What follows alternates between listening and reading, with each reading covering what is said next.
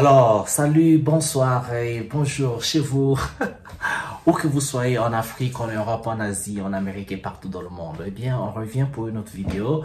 On va parler cette fois-ci d'un individu assez particulier. Il s'appelle Robert Bourgi. Pour ceux qui suivent l'information géopolitique, l'information politique, l'information sociopolitique en Afrique, surtout les affaires africaines en Afrique et en diaspora, eh bien, vous avez certainement entendu parler de ce monsieur Robert Bourgi qui en ce moment circule un peu d'émission à émission, de chaîne de télévision à chaîne de télévision, à plateforme vidéo, internet, ci et là, pour faire une espèce de mea culpa. Eh bien, Robert Bourgi, cet homme, pas vraiment politicien, mais politicien parce que tout son travail a été fait auprès des hommes politiques africains et français. Donc Robert Bourgi, c'est un homme, c'est un Français qui est avocat, avocat de carrière, mais qui n'a pas brillé dans son métier d'avocat, mais qui a plutôt été connu comme le monsieur France-Afrique. C'était un peu quelqu'un qui servait comment il faut dire, c'était en anglais on dit bass boy, c'est la personne qui servait de relais entre les présidents africains ou officiels africains et les dirigeants européens, il faut dire précisément français. Ok, on va parler un peu, je vais lire quelques trucs au sujet de ce gars. Je pense qu'il est né en 1945 à Dakar, en Afrique, et il est bien sûr de parents libanais, donc il est né libanais. Vous savez qu'en Afrique, il y a beaucoup de Libanais. Et surtout en ces années-là, vous savez, le Liban a toujours été un pays avec des tendances de guerre en recrudescence. Du coup, il y a plein de Libanais qui vivent hors de Liban et ils sont partout en Afrique. Et qui dit Libanais, dit commerçant, son papa était un commerçant. Et donc, lui, il a fait des études d'avocat, de juriste pour devenir avocat. Mais par contre, quand son père quand il grandissait, son père avait des liens avec le monde politique français. Donc, à l'instar comment on appelle... Jacques Foccart. Jacques Foccart, c'est le monsieur France-Afrique, c'est la personne qui, avec le général de Gaulle, président de la France d'antan, et c'est avec lui qu'ils ont conçu donc ce concept de France-Afrique. Parce que après les indépendances de la plupart des pays africains, les indépendances, il faut dire comme ça, côte à côte, entre guillemets, il fallait pas, en fait, laisser toute cette richesse africaine des pays dits francophones être gérée par les Africains. Donc, il fallait quand même laisser les rênes politiques aux Africains, quitter les administrations africaines, que les Africains soient à la tête de leurs entités politiques. Mais par contre, derrière, il fallait que les Français soient là. Donc, tout le système France-Afrique qui parlait de la colonisation, on est passé au néo-colonisation, ce qui veut tout simplement dire, au lieu que ce soit les Français à la tête, le colon à la tête, c'est maintenant les pantins africains, les marionnettes africaines bien formées par les colons et bien mis sur la tête des pays africains par ces gars-là pour faire la volonté et protéger les intérêts de la France. C'était tout simplement ça. Et toute personne président d'un pays africain, dit francophone, qui ne devait pas, qui devait donc briser cette chaîne pour ne pas faire la volonté de la France, protéger les intérêts de la France, il était tout simplement zigouillé, soit assassiné ou il partait en exil. On allait tout simplement l'éliminer. Donc on va revenir à ce monsieur Robert Bourgi, dont le papa s'appelait Mahmoud Bourgi, et donc lui il avait donc son papa avait des liens avec Jacques Foccart, ok, comme on a dit monsieur Afrique. donc celui qui représentait normalement, et Jacques Foccart représentait, travaillait également avec le président Omar Bongo, le président du Gabon. Et donc, tout le monde sait que le Gabon ou le Omar Bongo, c'était la France-Afrique. C'était lui qui devenait, à la fin, Omar Bongo était même devenu le tuteur, le vrai représentant en Afrique de la France-Afrique. Il nourrissait carrément la France-Afrique, et Omar Bongo a même financé les campagnes électorales de quelques dirigeants en français ou candidats français à la présidence. Et Omar Bongo était même consulté par des ministres français, des officiels français pour prendre des conseils. Et même, il avait tellement d'influence au niveau de la sphère politique française que même certains politiques français, pour avoir quelques privilèges, il fallait qu'il passe par Omar Bongo, qui devait glisser le mot à son patron en France. Et donc, vous allez comprendre que Omar Bongo, c'était un vrai préfet. C'était vraiment le sous-préfet de cette France-Afrique, de la France. Et il n'était pas le seul, bien sûr. Bon, vous connaissez, hein, on a toujours notre gare au Congo-Brazzaville, d'autres pays africains. Il y a eu même Houphouët-Boigny de la Côte d'Ivoire. Il y en a eu plein. Les résistants n'ont pas résisté longtemps. Marien Ngouabi, Sékou Touré, tous ceux qui ont résisté, Donc, on va revenir sur Robert Bourgi, qui aujourd'hui, en fait, il fait le meilleur coupa. Et aussi, il fait une tournée pour son livre. Il a écrit un livre, le gars. Son livre s'intitule, bon, c'est pas pour faire la promotion de ce livre. Je demande à tout le monde, d'ailleurs, surtout les Africains, n'achetez pas le livre, s'il vous plaît. Parce que le gars, il a déjà fait assez de mal en Afrique. Et aujourd'hui, il joue aux innocents. Faut pas aller l'enrichir encore en achetant son livre, ok? Cherchez à télécharger des trucs gratuits. Tout ce que vous pouvez trouver de gratuit sur son livre, parce qu'il y aura des informations qu'on connaît déjà de toute façon, ok? Qu'on connaît déjà. Donc, ça sert à rien d'aller l'enrichir en achetant son livre. Ok, donc son livre s'intitule « Ils savent que je sais tout ». Il, c'est qui? Bon, ben, il parle des gens avec pour qui il a travaillé, ok? Et donc, ses patrons à l'Élysée, et aussi toute cette ramification avec ses patrons ou les gares en Afrique. Mais on va revenir, on va continuer à voir un peu son rôle, qu'est-ce qu'il avait vraiment fait. Qu'est-ce qu'il a fait en Afrique, ce Robert Bourgi.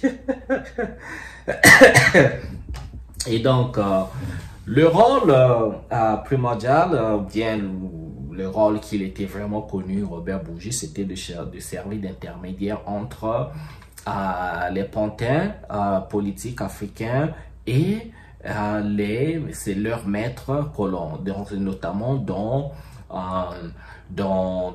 le transfert d'argent. Donc lui, c'est monsieur Valise. Lui, Robert Bourgi, était chargé donc de transporter l'argent. Et c'est lui qui prenait l'argent, les pourboires, toute cette mafia de fuite des capitaux. Donc l'argent en cash, en euros ou peut-être en francs CFA, parce que de toute façon, le franc CFA, c'est une monnaie inexistante, sans valeur. C'est une monnaie qui est créée en France.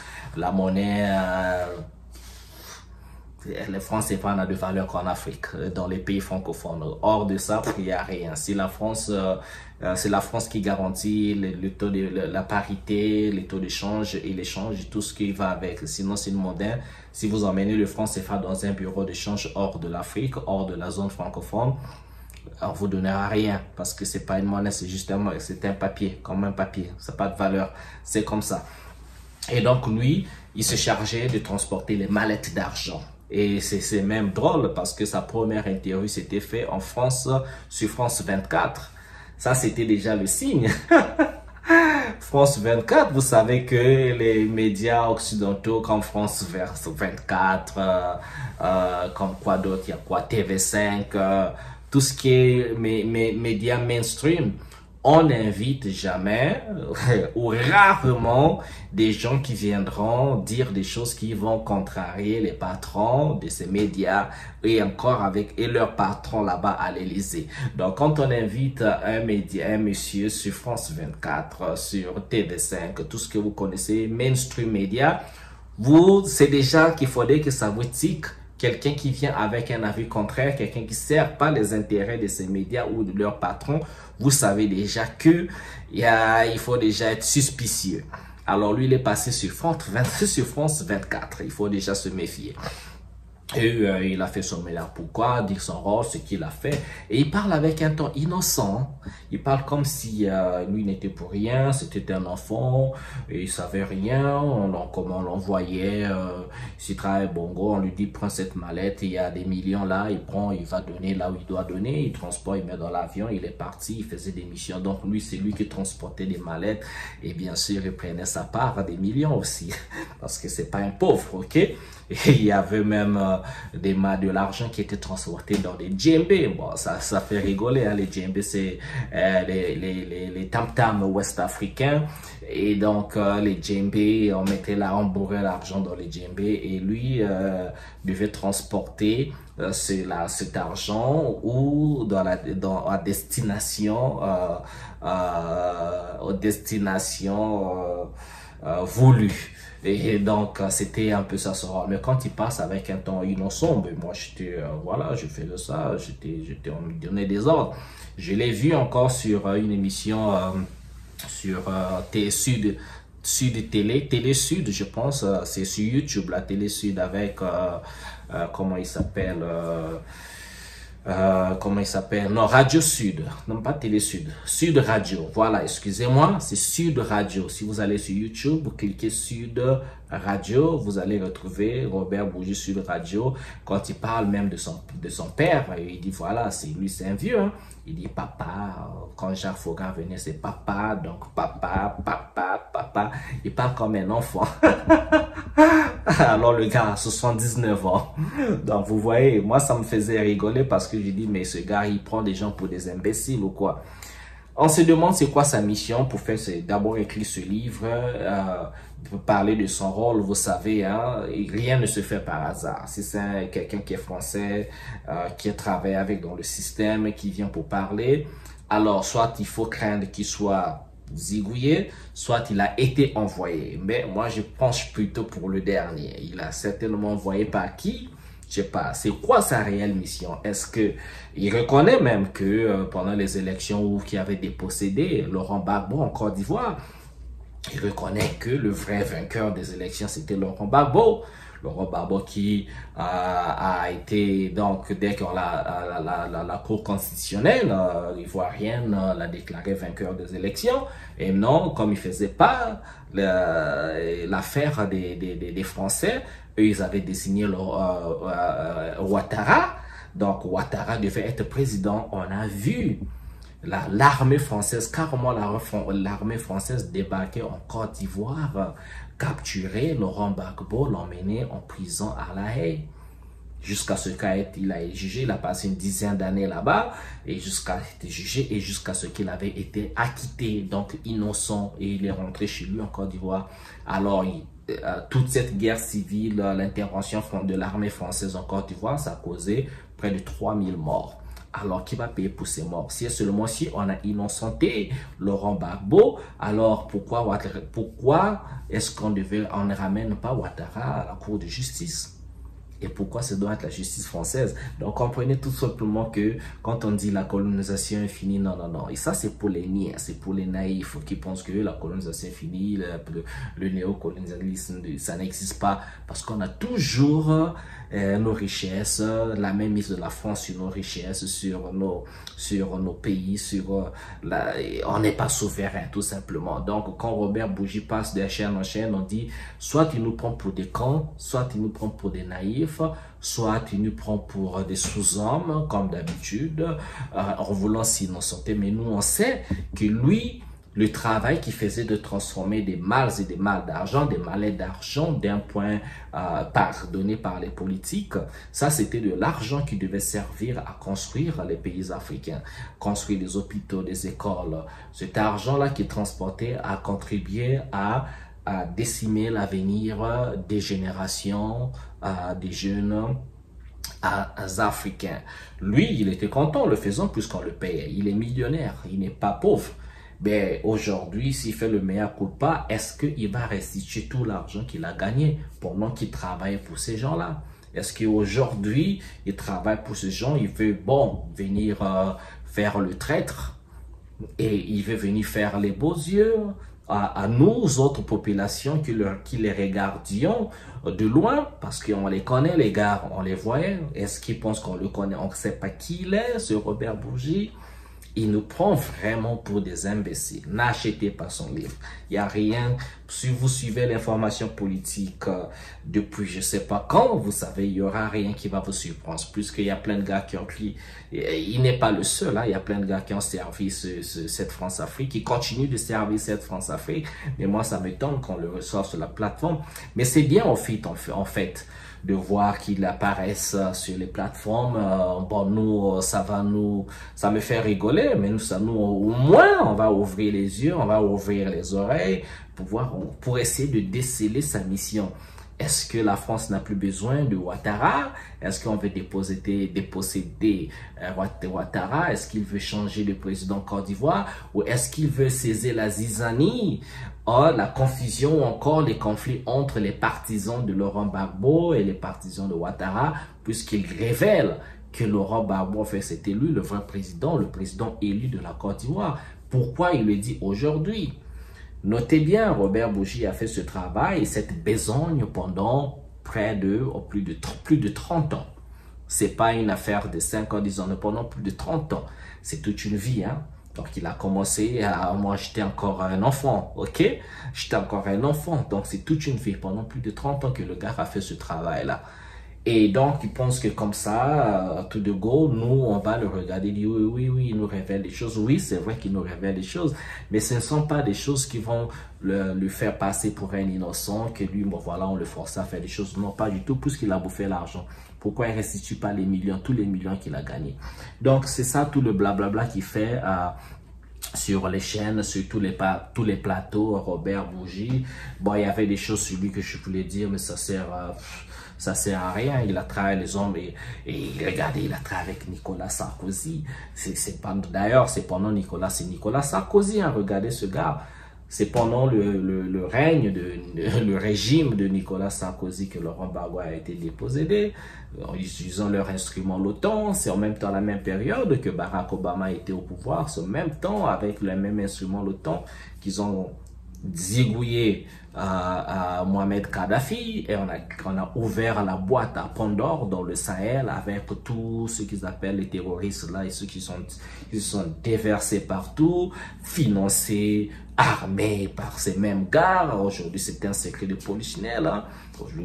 Si vous faites des doutes, référez-vous à la création de ISIS, le groupe islamiste, le groupe terroriste islamiste, qui n'existait pas. Ça, c'est pendant Barack Obama. Quand ça a commencé en Syrie, on disait oui, c'est les populations qui sont pas contentes du président Bachar al-Assad, je sais pas trop comment on prononce son nom, Bachar, donc il fallait donc aider les populations. Après, ça s'est transformé en rébellion. Après, Obama disait il faut aider la rébellion, il faut leur donner les armes, l'argent pour soutenir, pour que ce président parte. Après, c'est devenu le groupe ISIS. Et aujourd'hui, on sait hein, à quoi sert le terrorisme. Donc voilà, je vais m'arrêter là pour ne pas accorder trop de temps à ce gars. Méfiez-vous tout simplement de ce Robert Bourgi. Écoutez, n'achetez pas son livre. Cherchez à le trouver, ce livre, à des moyens voilà, gratos. Ou celui qui achète, il faut partager à tout le monde. Faites des copies partagées, comme ça on va pas l'enrichir. Mais il faut toujours les dénoncer, ces gens-là, parce que c'est des serpents. Le plan, ce qu'ils préparent, on ne sait pas. Ces gens-là ne font rien au hasard. L'histoire nous l'a assez prouvé. Ils ne font absolument rien au hasard. La souveraineté de l'Afrique passera sans ces gens-là. Ces vipères avec leurs vipères africaines, il faut se méfier de ces gens-là. Ils ne font absolument rien au hasard. Quand vous les voyez sur les plateaux mainstream, France 24 et autres, méfiez-vous. Quand on leur donne la parole sur ça, il faut vous méfier. Ok? N'oublions jamais, jamais l'histoire. Merci de m'avoir suivi. On va se retrouver à une prochaine vision. Je vous souhaite une prochaine vidéo et je vous souhaite bien au bonheur chez vous. Merci. Ciao, ciao.